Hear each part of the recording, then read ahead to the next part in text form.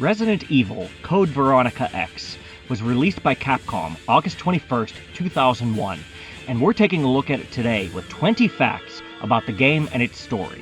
So grab your ant repellent and let's dive in.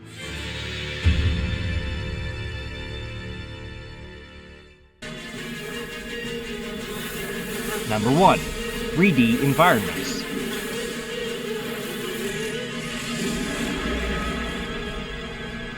The Resident Evil series up until this point had been using pre-rendered backgrounds and static camera angles.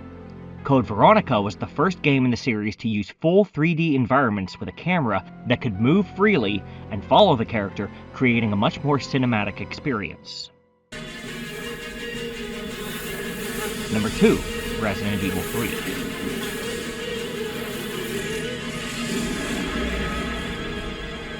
Code Veronica was in development for the Dreamcast at the same time that work was being done on Resident Evil: The Last Escape on the PlayStation 1, and the original intention was for Code Veronica to bear the title of Resident Evil 3.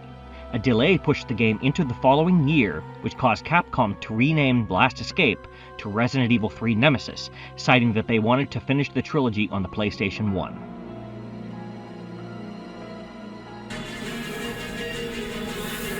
Number 3. The Knife.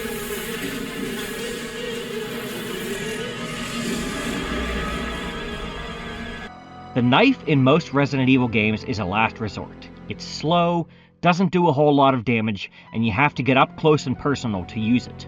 Code Veronica's knife may be one of the best weapons in the game because it deals damage for each frame of animation during your character's swing. Every time you deal damage, you'll hear a satisfying slice sound effect. Get yourself into the right position and you could tear through enemies like butter. Number 4. Dual wielding.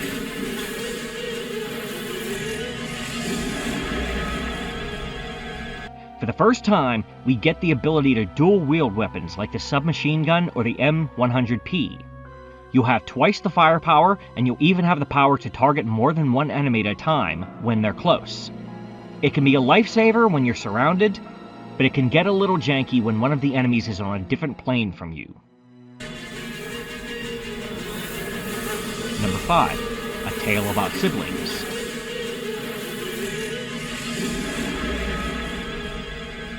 The idea of siblings has a big role in this story. Players will take control of both Claire and Chris Redfield, both of whom were stars of previous games in the series. We're also introduced to the Ashford twins, Alexia and Alfred. The two pairs mirror each other, as Claire and Chris have a loving, nurturing relationship, while Alexia and Alfred have a, shall we say, more tumultuous relationship. The story also explores ideas like loss, isolation, and the expectations of being born into a legacy family.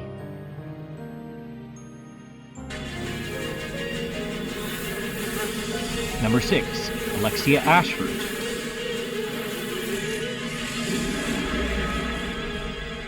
The sister of Alfred and daughter of the famous Alexander Ashford, Alexia was a child prodigy who graduated from her university as valedictorian at the age of 10. Her research would lead to the creation of the T. Veronica virus, which she would test on her own father, a test which resulted in failure. Once her research had evolved, she used herself as a guinea pig for the latest version of the virus. She would need to be kept in cryostasis for 15 years in order to keep her body from rejecting the virus. Number 7. Alfred Ashford.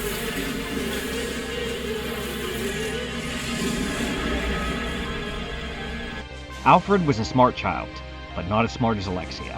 His father, and many of the faces of Umbrella, saw him as a failure. After Alexia entered into the cryostasis, Alfred was given the token position of commander of Rockford Island, where he would slowly descend into madness due to his isolation. He would eventually develop a second personality based upon his idealized version of his sister, and he would even dress up in her clothing and have conversations with himself to reinforce the illusion.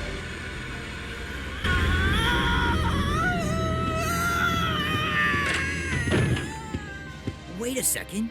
What just happened? Number 8. Wesker's Return.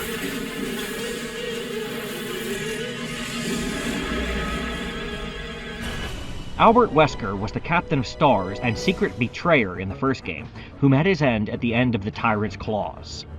Now he's returned with superpowers and yellow eyes due to a virus he injected himself with. He's been hired by one of Umbrella's competitors to retrieve Alexia so that a sample of T. Veronica can be obtained. He also really hates Chris Redfield, to the point where he's even willing to stay behind during the self-destruct warning just to kick Chris's ass. Code Veronica X on the PS2 would add more scenes involving Wesker, giving him more of a role in the game's story. Number 9. Steve Burnside.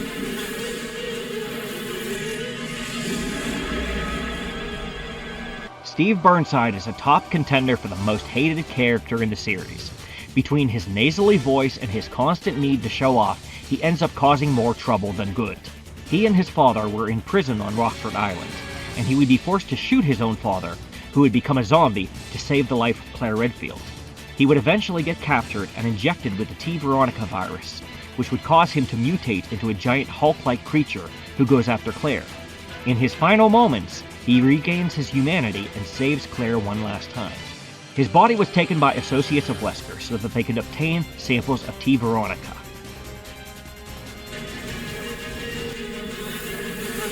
Number 10. Ants.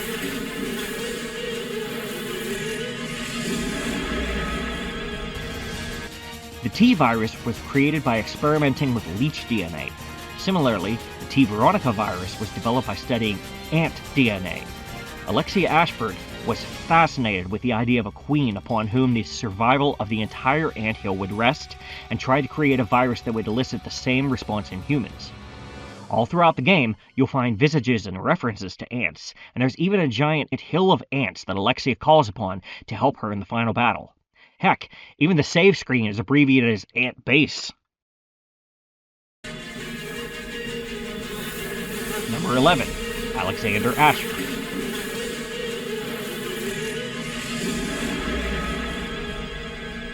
The father of Alexia and Alfred, and the son of Edward Ashford, who worked alongside Oswell Spencer to create the Umbrella Corporation. Alexander's death would lead to Spencer's complete and total takeover of Umbrella, which would lead the Ashford family to disgrace. He would become the test subject in his own daughter's insane experiments, as she would inject him with an early version of the T. Veronica virus. The virus corrupted his body, making his skin turn a sickly green and opening his chest wide to reveal his heart. His body also became capable of creating a poisonous gas cloud that could be deadly to anyone in proximity, and could not be cured by a blue herb. He was imprisoned in the Antarctic base under Alfred's office, and the employees would tell tales of a moaning sound coming from what they referred to as Nosferatu.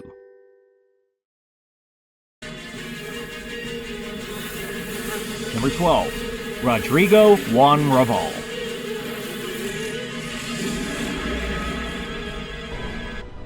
Rodrigo is the one who successfully captured Claire during her assault on the Umbrella European headquarters.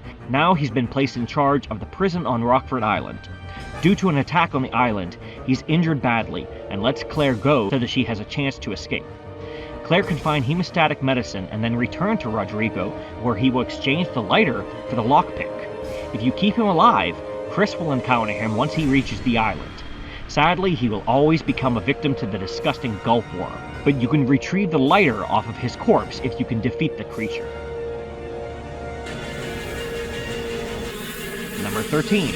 Poison Claire.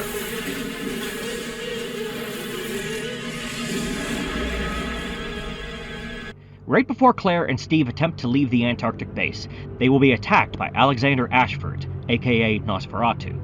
His most deadly attack utilizes his long insect-like arms to knock you off of the platform. He can also cover the field with clouds of purple gas that might not seem like a big deal until you find out that blue herbs are ineffective against it.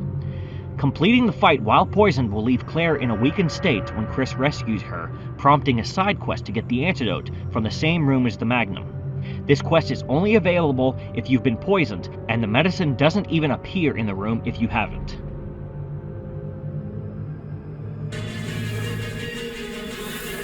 Number 14. Nods to the first game.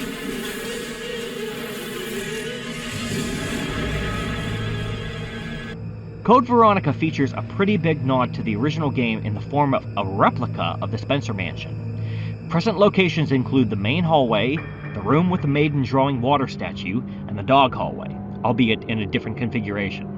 One of the documents tells us that this was done to honor the work of George Trevor, the architect who built the Spencer Mansion.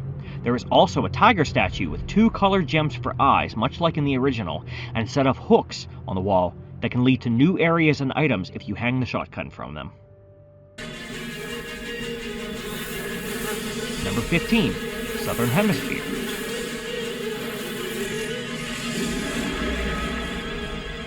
The game takes place in 2 locations found in the Southern Hemisphere. Rockford Island is located in the South Pacific Ocean and was used as a base for Umbrella's paramilitary.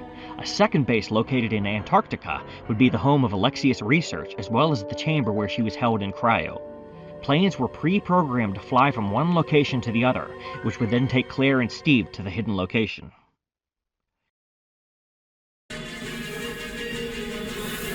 Number 16. Missile weapons.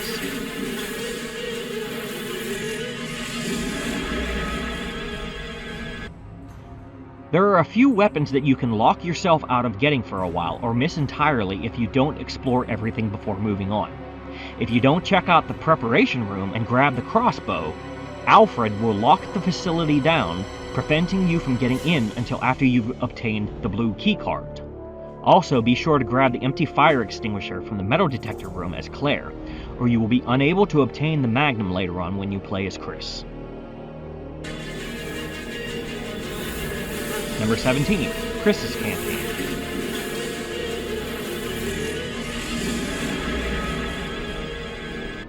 Once you've reached the end of the Antarctic base with Claire, you'll switch over to Chris for the remainder of the game. The game doesn't tell you this, but Chris has access to the same item box that you used for Claire, meaning that you can leave weapons, ammo, and health for Chris to make his journey easier. Just make sure to leave anything you want Chris to have before you take Alfred's rifle. This is a point of no return, and Claire will be stuck with any weapons and items in her inventory when she defeats Nosferatu. Number 18. Wesker's Hunters.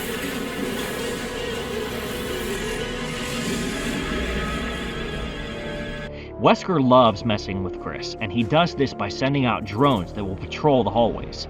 If one of the drones spots you, it will call for a Gamma Hunter, who will rush into the room and attack.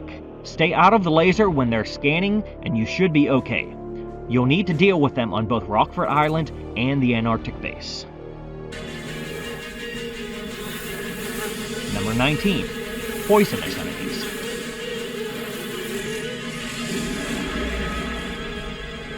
Enemies who cause poison status are in abundance this time.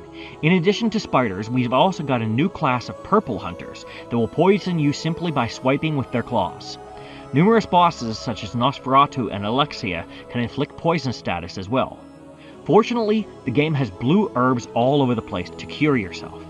In fact, it actually seems like this game has more blue herbs than red herbs, but maybe I just wasn't looking hard enough. Number 20. Tense loading screens.